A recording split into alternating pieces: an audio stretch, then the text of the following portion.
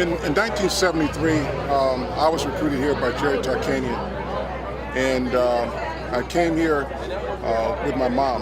My mom was a very, very strong Christian and was very concerned about me coming to Las Vegas, knowing that all of the negative things she's heard about it. So my high school basketball coach and us drove up here and met Coach Tarkanian, and he kept telling us about how great of a community it was. And we came in and went to a show. We saw Bill Cosby. My mom went and met with some people here in the community. Then after the show, we met over at the Riviera Hotel, downstairs in a small little dressing room, which was Sammy Davis Jr.'s dressing room. And my mom came in and we started to talk a little bit. My mom was a sharecropper from Mississippi. She was only afforded a 6th grade education. Back in those days, the kids had to work rather than go to school. So once Sammy Davis Jr. knew about my mother's background, they started talking about all the things that had happened to me in her life.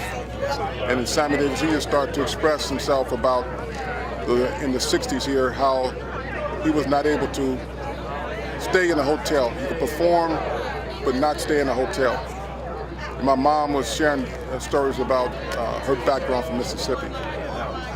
But Sammy Davis Jr. later on started talking about, what type of great community that it was and what's changed, and that it would be a great environment for me.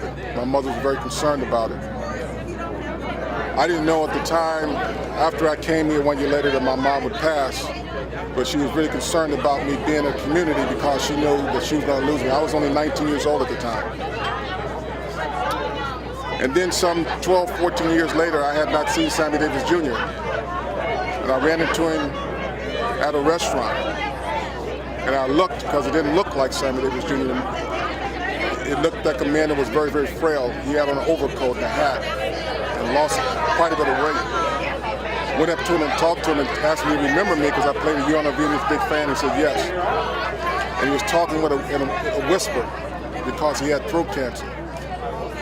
And he was remembering and asked about my mom. I told him my mom had passed several years before. And he was just turning and looking and talking about those days and where it came from. And he turned and looked at me and says, well, one day I hope that an African American can own a hotel. And I told the county commission that I was standing before them that I had no idea that I would be standing before them, being the first minority or African American to own a hotel in Las Vegas Strip. And I felt very much so when I was standing in front of that commission that my mom and Sammy Davis Jr. was there with me, cheering on. It was a very emotional moment, and I know they're here today as well.